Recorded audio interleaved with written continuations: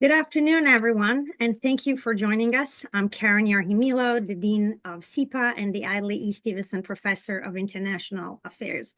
I'm honored to introduce today's important conversation on the latest development in Ukraine. This is the Institute of Global Politics, IGP's second webinar on the war in Ukraine this year. Earlier in the spring term, if you remember, we focused primarily on U.S. policy towards Kyiv. Today, we want to shift our focus overseas, turning to the crucial choices confronting Europe, the United Kingdom, Ukraine, and Russia as this devastating war continues. We are at an important inflection point, and the deadly attacks in Sumy that killed several dozen civilians last week underscores the difficulty of achieving even small steps towards a ceasefire. Even the Easter ceasefire declared by the Kremlin was reportedly violated. So U.S. leaders have said that Washington will move on if progress towards a peace deal is not made soon. They've also indicated their willingness to recognize Russia's control over the Crimean Peninsula to move forward on getting a permanent deal. And a tentative agreement between Washington on a deal over access to Ukraine's rare minerals was also reportedly reached. So the peace negotiations, if they are to succeed, they will require difficult decisions and careful diplomacy shaped by public opinion, domestic politics, shifting military realities on the ground, and global power dynamics overall. And today, we are really fortunate to be joined by an outstanding panel of experts who will help us unpack where things stand, what obstacles remain, and what path forward might be possible. And of course, putting this in the global in the context of the global competition and what we see with U.S. foreign policy writ large. So I am especially pleased to welcome our moderator, my SIPA colleague and friend, Peter Clement.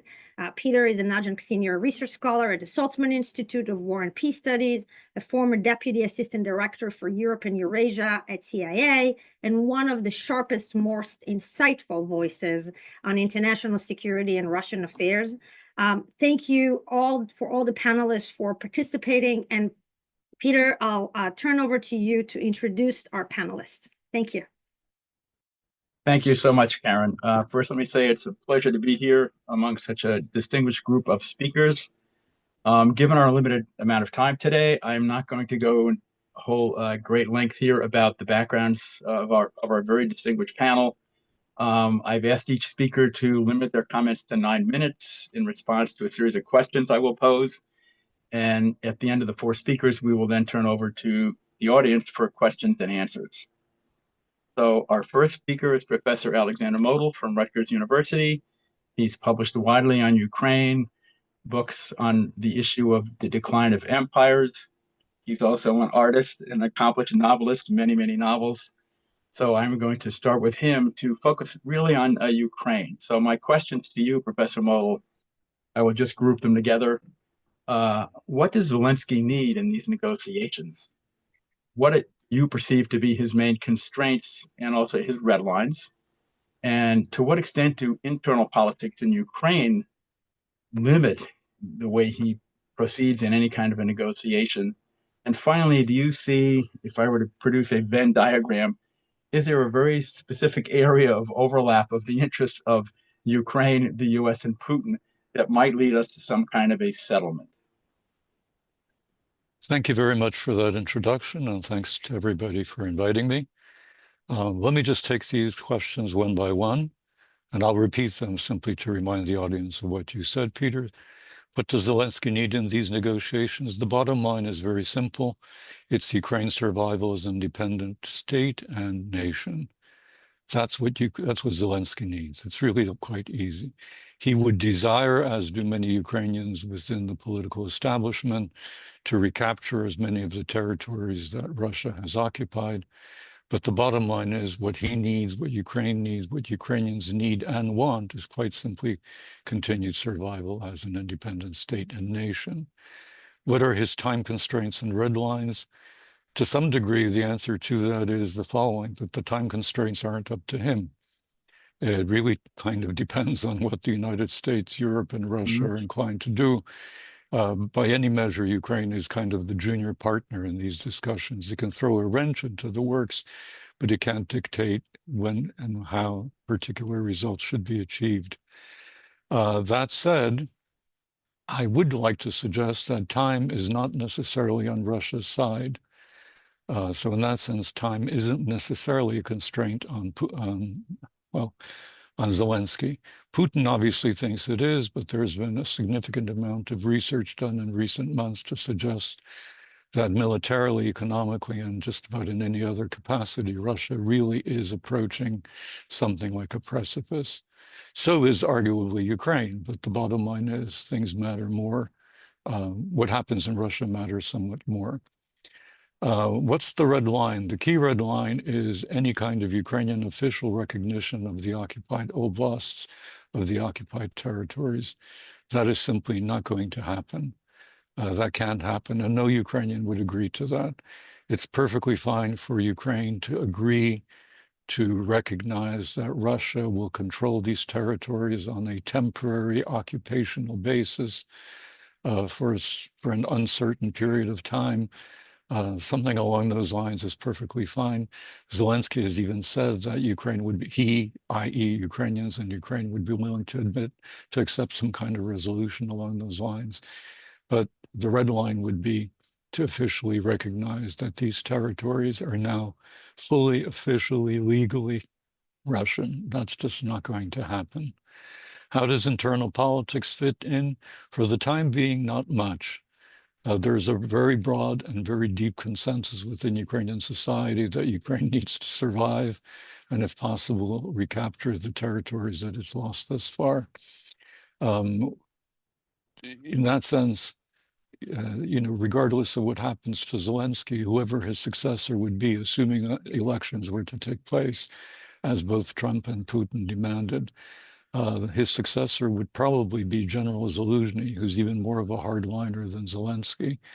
And if not Zaluzhny, somebody else. I mean, and whoever else that would be, that person would certainly be as committed to Ukrainian statehood, independence, and so on as is Zelensky.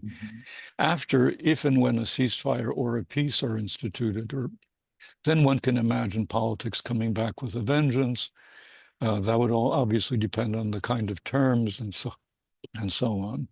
But for the time being, it's just not quite an issue. In terms of a Venn diagram of interests, it's hard to say what American interests are. Sort of in a purely rational world, American interests would coincide with Ukrainian interests. Both countries would have an interest in Ukraine's survival as a democratic, independent state. It would be a stabilizing factor in Eastern Europe. It would could contribute significantly to NATO, if not be a member, then at least contribute to NATO's military and political missions. So for all sorts of reasons, to have Ukraine be supported by the United States makes an enormous amount of sense. Were it the case that the American leadership were rational and committed to what is in the best interests of the United States. And I'm not sure about that, but that's something we can talk about later on. As to Putin, my own view is that Putin, under no circumstances, will agree to any kind of ceasefire or peace for two reasons. And I'll be brief because I suspect I'm approaching the limit on my talk. One reason is that he owns the war. His legitimacy is based on the war. He identifies with the war. And if the war doesn't turn out in the manner that he can reasonably claim to have achieved something resembling a victory, his position, less so within the population, but certainly so within the elites, will be harmed perhaps beyond repair. So he can't, he simply cannot.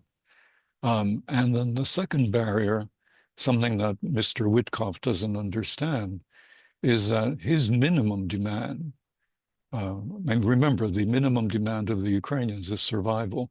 His minimal demand is the complete and total incorporation of the 4 provinces that Russia currently does not yet fully occupy.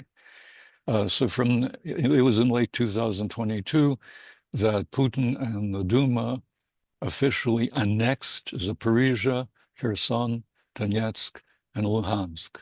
So technically, from the viewpoint of Mr. Putin, Ukraine is currently occupying Russian territory.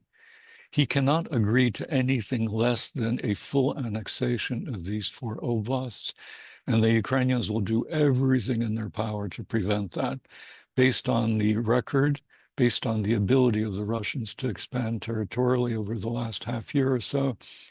They are likely to capture those territories sometime in the next 50 years. So in that sense, time once again is technically on Zelensky's side. And I'll end on that. Thank you. Well, thank you so much. That's perfect. Let me turn now to our second speaker, Mikhail Zygar, who is a Russian-born journalist, perhaps more well-known as the founding editor of Dozhd, Rain, written several books on Russian politics, and I'm delighted to have him here to give us a little perspective on how things look from the Kremlin and Mr. Putin. I just want to remind everybody the short bios on our various speakers will be posted in the chat. So if you're interested in more background, that will all be there. So in terms of Putin, a couple of questions, in fact, many questions. I'll try to limit myself. The perspective that you see in most accounts is that the Russians seem to think they have a lot of time. Putin figures this war of attrition will be won by Russia. So in effect, he's slow rolling the Trump administration's efforts to accelerate this process in a very short amount of time. You have written elsewhere that one of the reasons Putin maybe wanted to extend this war is because it actually benefits him domestically in his larger strategy. We want to have a country that's on a war footing. So a few questions here. How, if at all, do the Russian people figure in Putin's calculations? If the US continues to press, and as Professor Yarhi-Milo noted, the US administration seems to be getting impatient, but if they continue to extend this process, what do you perceive to be Putin's absolute red lines, what he has to have for some kind of a settlement? Do you think the US and our European friends have some serious leverage they could utilize to push the Russians and Putin to move to a much faster timeline to get something settled here? And then finally, Putin has said multiple times now he's been disappointed with a number of US presidents. Do you think that he has perhaps overestimated what he can get out of Trump in these talks? Thank you, Peter. That's an honor for me to be a part of this panel. Thank you for having me. Yeah, I think the biggest problem that sometimes is underestimated when we analyze what's Putin's plan for this war. His key goal is not to stop this war. He's not interested in peace at all. And every time he continues any kind of negotiations, he is trying only to play the game, to pretend that's not him, the person who tries to stop all those negotiations and to continue the war. He's trying to put the blame on Ukraine, on Zelensky, but that's basically clear that he's not interested in this, in any kind of ceasefire or in any kind of peace. And if we analyze his recent speeches, it's very remarkable that he number of times during the past 2 months compared the current war to the last year of the First World War, saying that Russia was very close to the victory in the First World War and deserved to be included to the list of the winners, but instead made a very premature ceasefire with Germany and therefore lost the First World War. So he basically claims that any kind of ceasefire, any kind of premature peace would be seen as Russia's defeat. So he and that's approximately the mood shared by many officers of Russian army, or shared by many people whom are seen as the driving forces of pro-war political elite in Russia. And actually, he cannot stop this war because the first issue that is going to raise for him is going to be what is going to be done with all those soldiers, with all those officers, with all those war veterans. They are not going to be as loyal for him personally as they are now. We've got that very symbolic representative of that veterans political elite, the person whose name is Artem Zhoga, who is probably the only Russian veteran of this war who was promoted to the position of the presidential envoy to the Urals federal district. And he was the only person who basically started criticizing negotiations between Putin and Trump. And this happened even before any kind of ceasefire announced. So it's clear that if there are real negotiations and if there are real concessions, a lot of people who are interested in this war, a lot of people in the army are not going to be silenced, and they're not going to be passive. And that's the major threat for Putin. He knows that the current war is the only possibility to suppress the society, to make people afraid, and at the same time to mobilize the society. So he needs it to control Russia. So basically, that's not the new idea. That for him, this is not only the war for Ukraine. This is much more of a war for Russia. And yes, he doesn't have real intention to stop it. At the same time, yes, he's playing some kind of two tracks game, negotiating with the United States. He does want to continue the negotiations with Donald Trump and with Witkoff, because he thinks that it's still possible to have two tracks separately to discuss the relationships with the United States, the geopolitical issues, economic issues, and most importantly, sanctions. He wants sanctions to be lifted, but without any connection to the situation in Ukraine. He wants to keep Ukrainian track separately. He wants to put the blame on Ukrainian side and to blame Ukrainians. And we just saw that kind of trick with Easter ceasefire that he proclaimed 2 days ago, and then blamed Ukrainians for breaking that Easter ceasefire. And yes, he's trying to persuade Trump administration that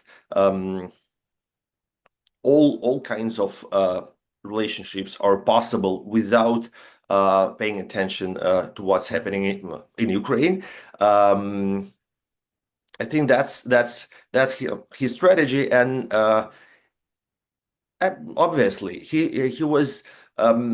his long-term strategy is Yalta 2.0. That's his dream. He has declared that many times since 2007, since his infamous Munich Security Conference speech. He wants any kind of symbolic new world order. He wants to sit together with Xi Jinping and Donald Trump in style of 1945 Yalta conference, as FDR, Churchill, and Stalin did.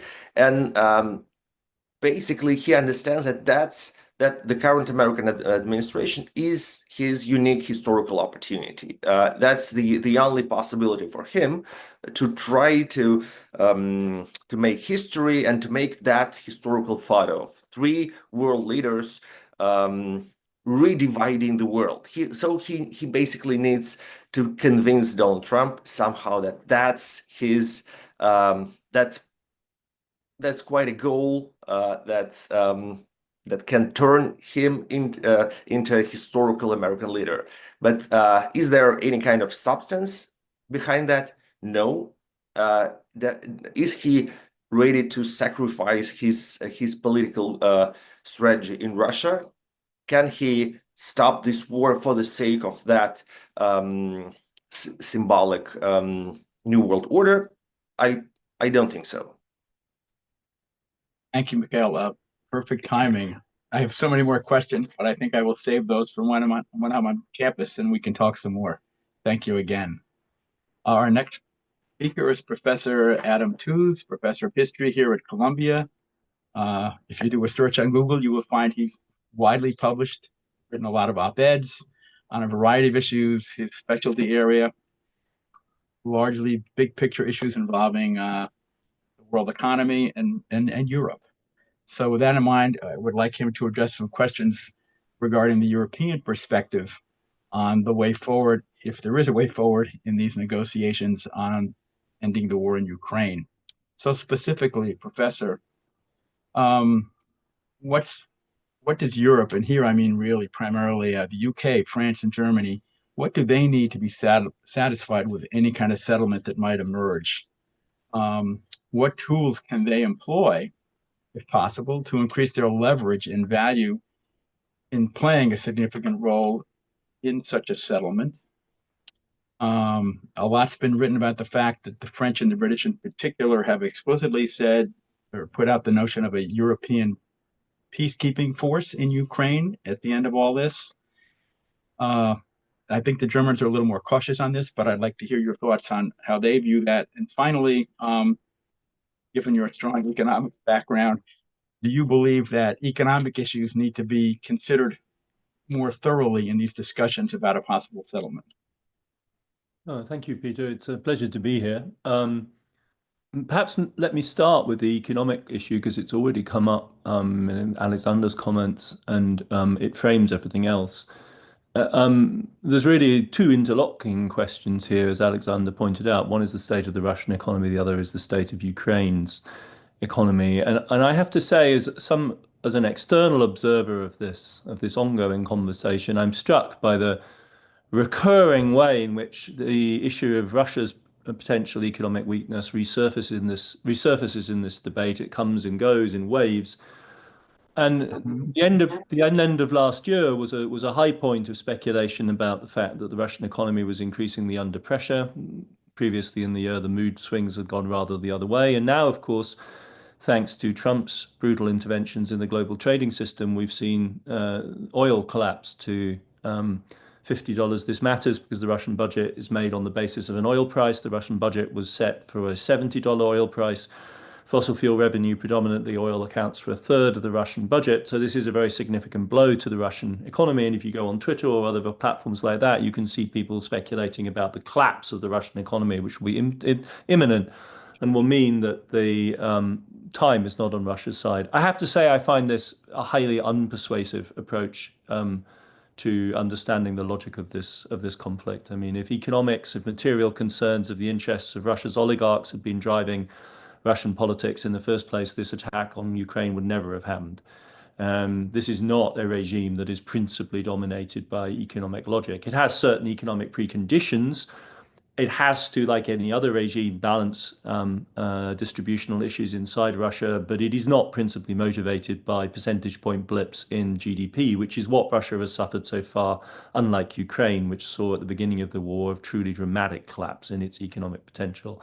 So I don't think anyone should attach exaggerated hopes to economic pressure. The much bigger risk, and the concern which is also very much at the center of debate in Europe, is the Ukrainian economic position, which is much, much more fragile. This is a hugely unequal struggle, roughly 10-1 at the beginning of the conflict, and it got worse from there. Ukraine came very close to a very serious economic and financial meltdown in the first year of the war and was subsequently stabilized. It's currently expecting this year in a bumper crop of aid, which was in a sense designed in part to Trump-proof this year, $38 billion in support. That's a combination of EU money, IMF money, and then the G7 money, which is hinged on and using as collateral and foundation the impounded Russian assets held largely in Europe, and notably in Belgium. If all of that comes through, And if on the IMF scenarios, and this is their base case scenario, the war, in their words, winds down by the end of the year, then the Ukrainian economy is relatively stable and can be managed. And they've been walking a knife's edge with roughly 30% of GDP devoted to the military effort, which is roughly 3 times the proportion that, at least on official data, the Russians are committing. So it's a manageable scenario. But if the aid doesn't come through and the war unfolds in a different direction, then I think Ukraine's financial and economic position is going to be a central concern for all of the parties invested in the Ukrainian side in this conflict by as soon as the fall of this year. The intensified Russian attacks on Ukraine's electricity infrastructure would compound this pressure. The Ukrainians have become masters at managing those risks, but the risks are there. And the IMF has worked through a downside scenario. You can see it in their latest report from their visit to Ukraine, where they agreed on the terms of the latest payment to Ukraine. There is a real risk of substantial fragility on the Ukrainian side. And there is no one more worried about this than the Europeans, because the Europeans have provided support to Ukraine in 3 different ways: a much underrated military element, a very large component which consists of absorbing the 6.5 to 7 million plus Ukrainian refugees who are living in Europe, and then a very substantial and ongoing flow of economic aid. And apart from the discussion about security guarantees and NATO membership for Ukraine, the other big issue on the table is Ukraine's membership in the EU, which, going back to the Euromaidan moment, was in fact the trigger of the current escalation of conflict between Ukraine and Russia. So this is strategic. Where I would want to push back a little bit, Peter, is your emphasis on the fact that this is really about the UK, Paris and Berlin. I mean, the UK would like it to be about them, and Ukraine is a very interesting lever through which the Starmer administration is trying to reset its relations with Europe. And the UK has the reputation of being a significant military actor, but this is quite overhyped. And one of the problems in the relations with the French, which emerged in March when London and Paris organized around the coalition of the willing, so-called, is that in fact the British have so few ground troops that it's very difficult for them to consider a serious peacekeeping deployment in Ukraine. So the British have backed away. Altogether, after the surge of interest in European efforts in March, there's been something of a calm in the European situation this month and going forward. And I would suggest, as a kind of anchor, if people are trying to think about how Europe relates to this, a kind of timeline is useful, because there are in effect 3 sorts of pressures on Europe. There is the situation in Ukraine from a military point of view. There is the Putin problem, if you like. There is the internal European problem, and there's the Trump problem. And all of these have to be worked through like a combination lock in the coming months. The military side of aid from Europe will be tested in early May. Why early May? Because that's the moment when the new German government will come together. And the first issue on the table will be Taurus missiles, medium range, more powerful than what the Europeans and the Americans have supplied so far, potentially capable of striking deep into Russia. A no-no for Olaf Scholz, Merz's predecessor. And Moscow has already started bullying him over this issue. Test number 1 will therefore come in early May when the new Merz administration takes office. Test number 2, and this is really where we go beyond the classic triangle of Western European states, are the presidential elections in Poland in May, on May 18th. They matter because as part of the EU's expansion, Poland is an absolutely key player over things as mundane as agricultural imports. And nothing can happen in the delicate trade deals between the Europeans and the Ukrainians until that election is through, because no one wants to hand electoral votes to the populists of the right in Poland. And the third issue is Trump. And the entire European calculation on Ukraine is, how much do we have to do? How much else are we going to have to do, defending ourselves against potential risks from Russia? And what might America do? And they won't find out until the June 24th, 25th. Add to that one further element, which is that the EU's current sanctions against Russia expire in July, and they need to renew them. And there's a crucial veto vote by Orban of Hungary on that in the next couple of months. So where Europe stands will emerge from this combination lock of internal and external pressures, beginning really with the first decisions by the new German government in early May and running through to that vital first encounter between the Europeans and the Trump team at the NATO summit. That's where we'll really begin to see what the Europeans are dealing with and what problem they will be facing. The crucial issue here is, and I'll wrap with this final statement, the central question for the Europeans is not what they want. They want all sorts of things, above all this issue to go away. What the real question is, what can they collectively do? That's the really fundamental question. And that is a function of these internal political dynamics, but also external pressure. That's great. Thank you so much. As a fellow trained historian type, I love the use of chronology and dates because I think timelines actually do matter, and the leaders themselves are very aware of these timelines. So thank you. So now let me turn to our final speaker, Ambassador Toria Nuland, who is here with the Institute of Global Politics in SIPA. She's a professor of international diplomacy. She's particularly valuable today because she's also a practitioner who had a firsthand experience over decades, if I can say that, Toria, in negotiating with counterparts from all these states, the Russians, the Ukrainians, the Europeans, in your role as NATO ambassador. So I'm very much interested, and I know our audience will want to hear your thoughts on several questions from a U.S. perspective here in the context of the Trump administration. So everyone recalls that Trump said he could end this war very quickly. That has not happened, and clearly now he's very, very impatient. And just last week suggested, I think Professor Yarhi-Milo noted early on that the quote is, if one of the two parties makes it difficult, we're just going to have to take a pass. Just imagine the threat of our walking out, our meaning the US here. So what does Trump really want? And is he really in a position to exert the kind of pressure or leverage on both of these states and the Europeans to get exactly what he wants? Another question that always comes up is why does it seem that President Trump seems much more interested and comfortable with Mr. Putin than he is with the future of Ukraine? And why does he appear to be so contemptuous of the European? You only have 10 minutes. Sorry, I know you can do this. Thank you, Peter. Great to be with you and great to be with all of our speakers. Peter left out that he and I spent a good chunk of our misspent youth flying around all these countries in a tiny small plane as part of US delegation working on various issues. Lots of time together. Trump promised the American people that he would solve this war in 1 day, in 1 week, in 100 days. And as we come close to the 100-day mark, he's now talking about giving up, whatever that means.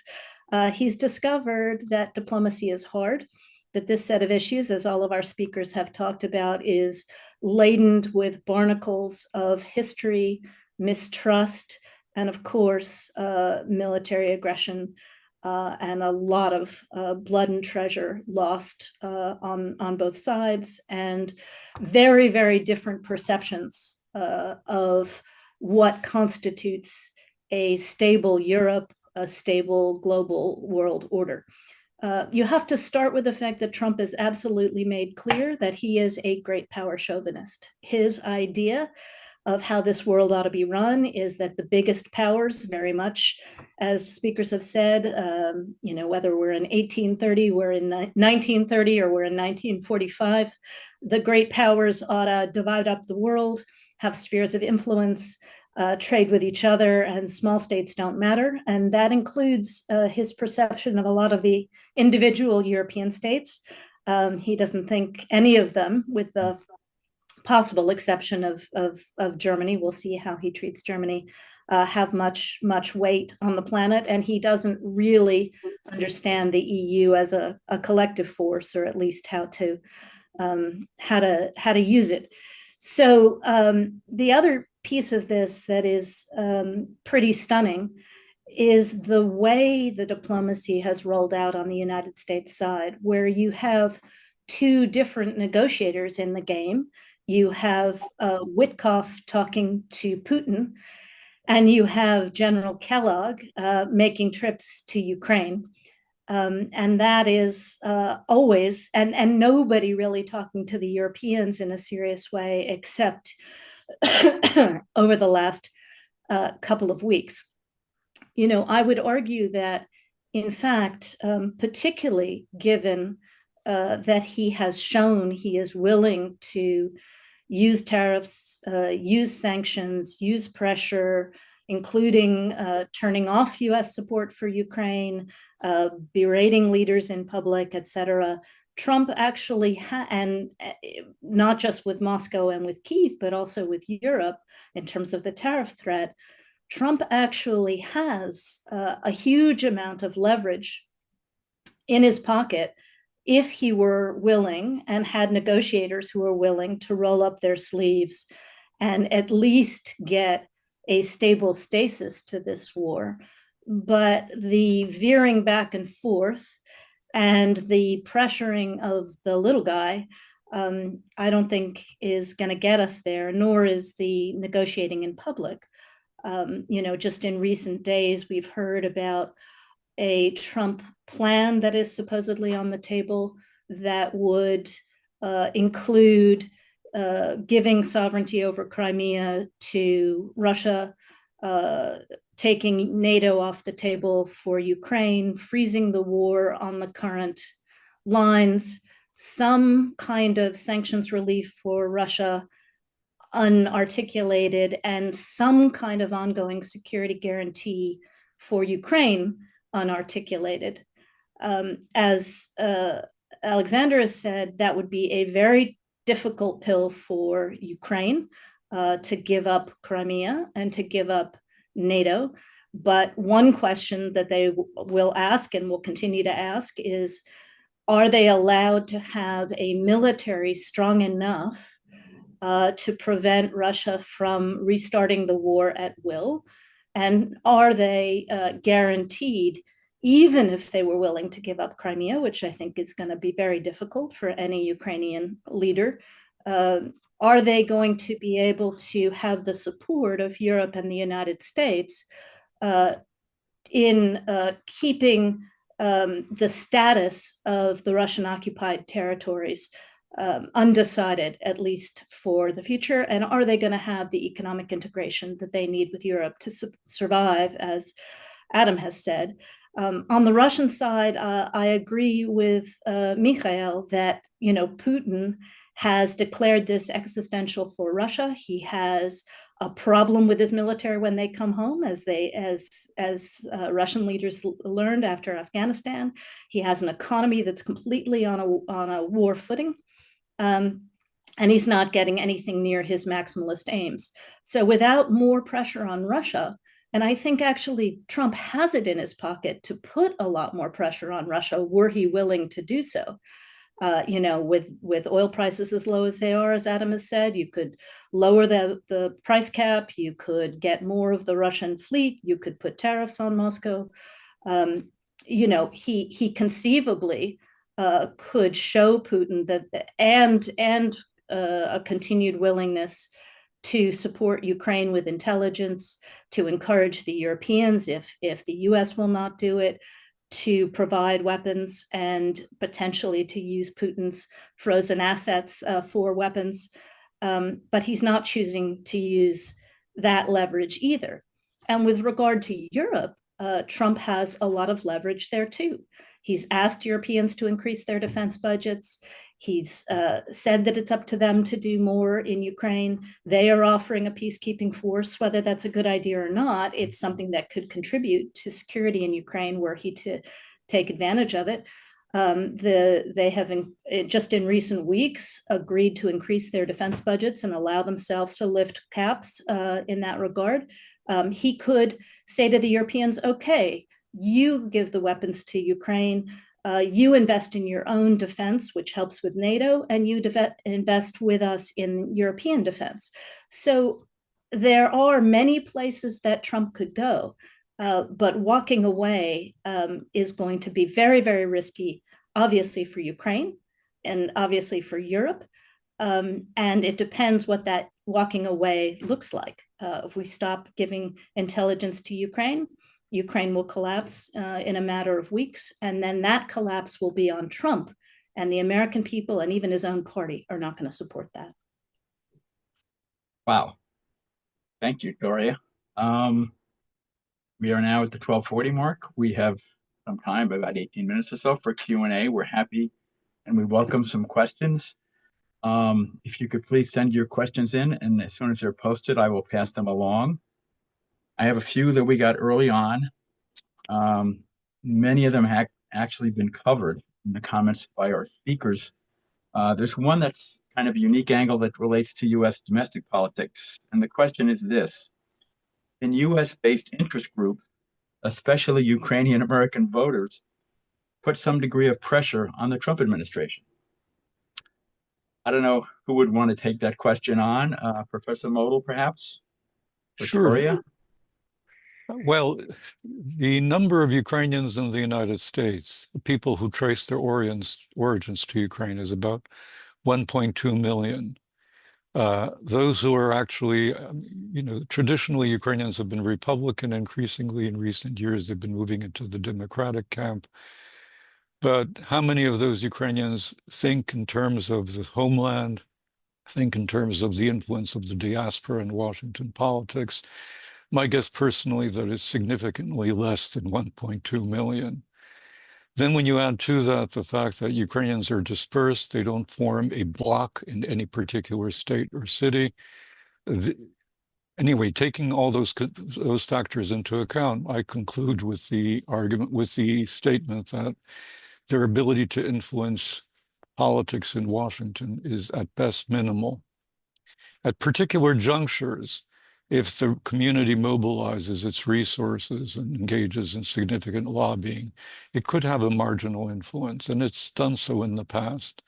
But in terms of any kind of steady impact that would put the fear of God into policymakers in Washington, my guess is that the answer is no. Thank you. Doria, do you want to get to that? Yeah, I mean, I somewhat disagree with that in the following sense. The vast majority of Ukrainian Americans, and obviously Alexander's more of an expert than I am, came to the United States over the last 100 years, fleeing the Tsar's Russia or fleeing the Soviet Union because they wanted to live a more free life. And now they see the way Russia is behaving in Ukraine. And I frankly have been surprised, particularly with regard to the Ukrainian churches, that there has not been more outrage directed at congressional offices about the notion that the Trump administration would favor Putin's position. Would even the negotiator Witkoff be echoing some of Putin's points? I would also note there's a larger American body politic here. We just had a recent Pew poll, which indicates that 85% of Americans continue to believe that Russia is, have unfavorable views or very unfavorable views of Russia. And, 69% of Americans continue to believe that Ukraine is important for US security. So these are pressures on Trump. It's, I think, partly why we saw when he temporarily cut off intelligence and other support for Ukraine, that didn't last very long. But the American people are going to have to make their views known. And I worry that there'd have to be something catastrophic happen in Ukraine before that happens. Peter, if I may. Please go ahead, Professor. I was looking at that same Pew poll as Ambassador Newland, and I mean, the results there are extraordinarily striking, because at this point, 53% of the American public say that they no longer feel the US has a responsibility to aid Ukraine. And that, as in all data like this in the US, is made up of two incredibly polarized camps, because in the Republican camp, the figure is 27%.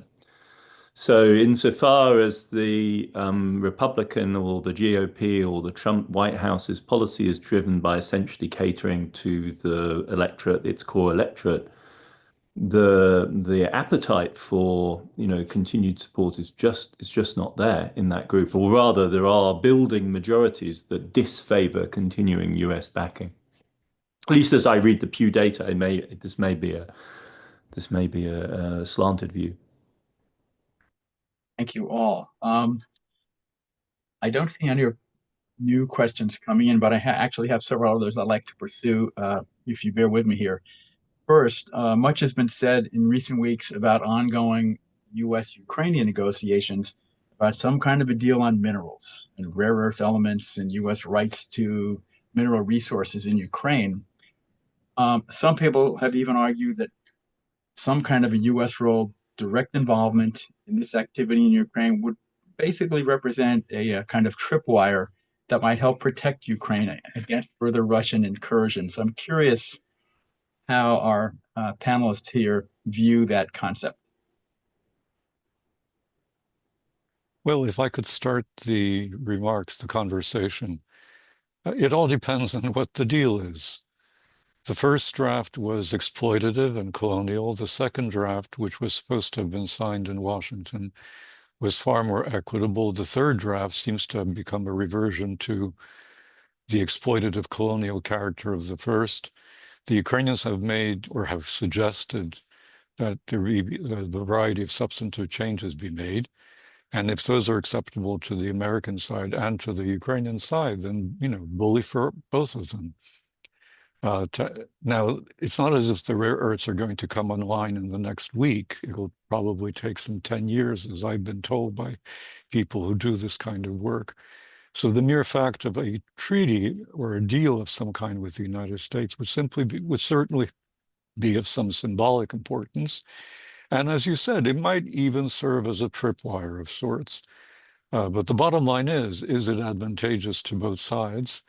And we'll see what the deal is to be able to answer that question fully. Thank you.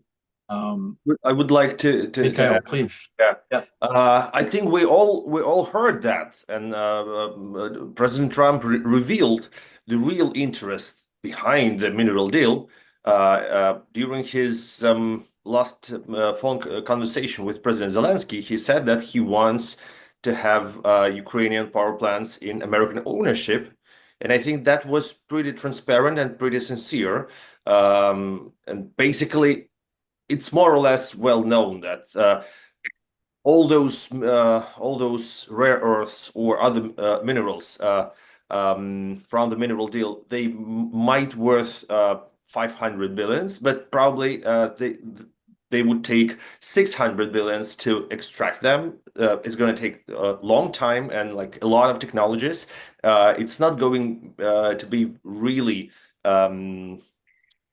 successful, really profitable deal for many American businessmen. But when it comes to Ukrainian energy infrastructure, that's the real dream deal. That's something a lot of people in President Trump's circle might be really interested in. So probably if some kind of compromise about the energy infrastructure is reached, that would be the real guarantee for the United States and for Ukraine to be really connected together.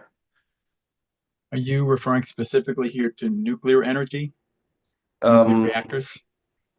I think we know that energy infrastructure as such of in Ukraine is probably the most precious treasure of Ukrainian economy. Power plants, nuclear power plants, and like infrastructure to produce electricity and potentially to export it to Europe. That's the key factor of Ukrainian economy, and everybody wants it. Russians want it as well. Professor Tooze? Might one offer another interpretation? On the one hand, this looks like a kind of a truly spectacularly ostentatious act of sort of economic imperialism. But if one thinks about Trump's no less grotesque interventions in the Gaza conflict and the image of turning Gaza into a resort, well, another way of reading this, I think, is it's the Trumpian version of the promise that many of us afterward shared of a kind of an economic peace, right? The idea that investment, economic commitments, economic development can act as a stabilizing force in fundamentally fractious neighborhoods. It's, if you like, a version of the Abraham Accord vision for the Middle East, and of the Trumpian kind. So it lacks the sophistication of 1990s neoliberals. It lacks the sophistication of sophisticated economics. It's always in the form of some concrete deal. Give me some stuff and, you know, I'll give you money. But at its heart, it has some element of this this kind of logic about it. Own the power plants, that's the real basis of security. And I think one, you know, in a charitable mode, one might read the Trump administration's moves that way. Thank you. I've got two new questions. The first one is fairly sharp. 3 years into this brutal invasion, and the European and earlier US Biden administration dithering on giving Ukraine longer range missiles.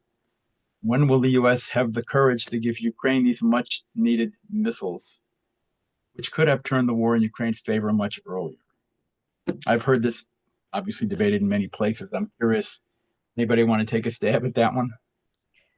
I'll jump into that one since I was involved.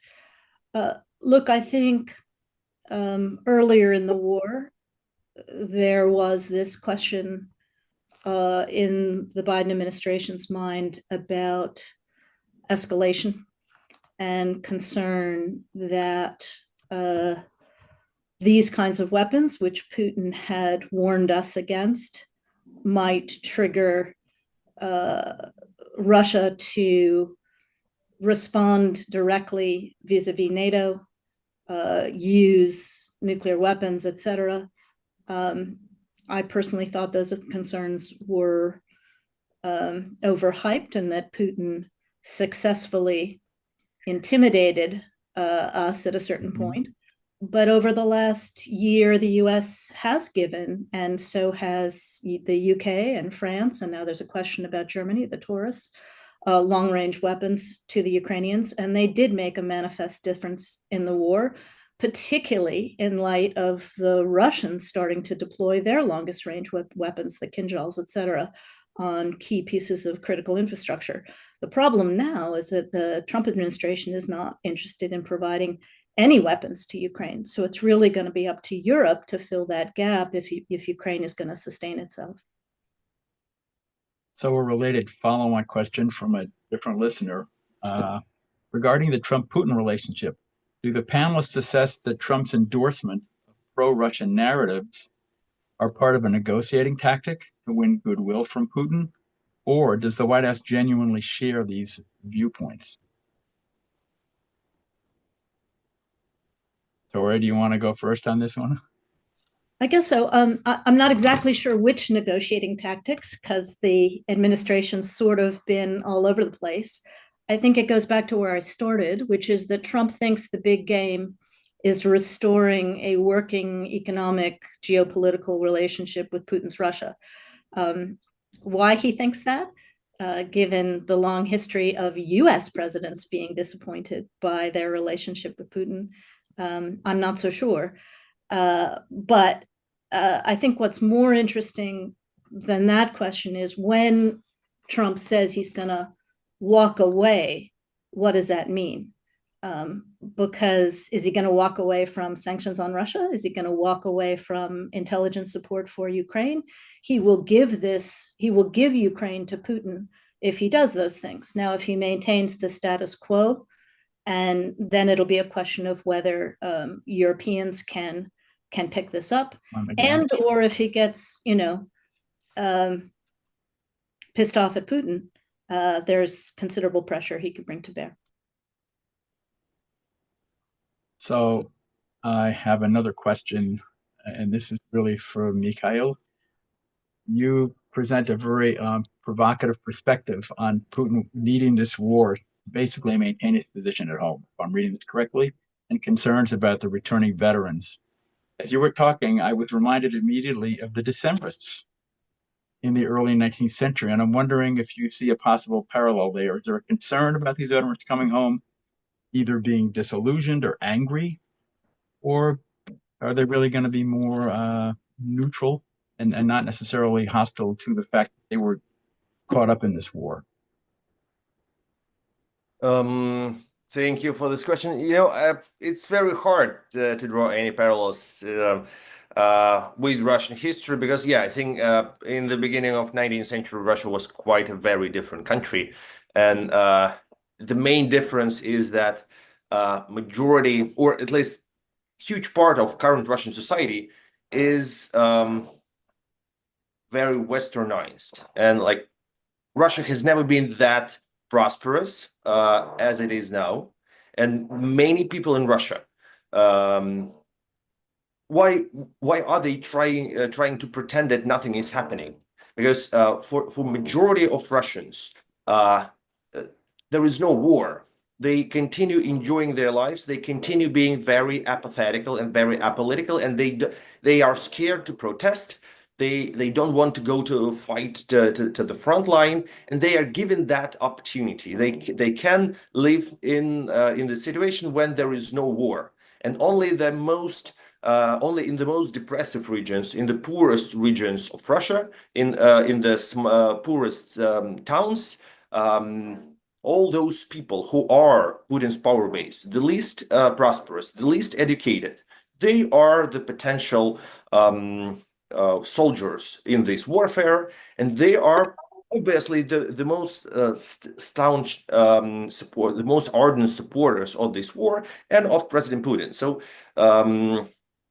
So definitely these people who have nothing to lose except for their money, they were not a problem before they went to the war, but when they come back with weapons and with that knowledge that violence is the answer, that they can fight their way out of their poverty, they will become the problem. We had another example that was mentioned here, the former veterans of Afghanistan, which came from that war and turned themselves into the biggest organized crime in the former Soviet Union. But this time, I think it's even more visible that those people who are fighting are the most ardent supporters of this war, and their interests and their desire to continue this war contradicts a lot to the desire of Russian political elite. If we could read the minds of all members of Russian government or all Russian oligarchs, we would learn that they hate this war and they want Putin to stop it. But there is a problem that he doesn't want that, and he's not afraid of his inner circle. He knows that everyone is loyal. He's not afraid of political elite or business elite. He's afraid of those people, just like of those people who used to love Prigozhin. He had that real threat to his power, Yevgeny Prigozhin, who was promoted by him and then assassinated. And people like people who adored Prigozhin are the threat to him. Thank you, Mikhail. I see that we are rapidly approaching our end point here. I want to thank all of our panelists for fantastic insights and comments. I look forward to seeing you all on campus, and I want to thank our audience too. This has been a very enlightening and thought-provoking session. Thanks again to everybody involved. Thank you. Thank you. I'm dying to ask more questions. I have to be honest. If anybody has a final thought, we have about a minute and a half. Any final thoughts from our panelists? We all agree that this is fairly intractable right now. This is not easy. Right? This is not easy. I think we've shown that. And probably not going to end anytime soon. I think Professor Too's made a good point about upcoming events in Europe. I think will be one of the indicators we should be looking at. Mikhail, I think we could have an interesting debate. I'd like to talk more with you about the dynamics domestically in Russia. You make a very good point about the elites versus those from the poor regions of Russia. I've been told by people who follow closely the military side, they haven't had too much problem actually recruiting people in the past year or so because of the financial benefits. I don't know how accurate that is. I've heard it from multiple people. but that's an issue for another time. And Peter, Um, don't Soria? underestimate politics in the United States. It's Oh. not going to be good for Trump if he loses Ukraine, and he needs to think about that. Sure. Another point there is we haven't used the T word tariffs, but I think there are all these other dynamics going on in the global economy that could also maybe have a bearing in this, or maybe that's one reason why President Trump might decide I can't be bothered with Ukraine anymore. I've got bigger fish to fry when I start to see the economic reverberations of these big decisions on tariffs, which we will find out in 90 days, I guess, the next step in that particular process. So thank you all very much. Appreciate your time, and thanks to our audience for joining us today. Have a good day. Thank you. Thank you.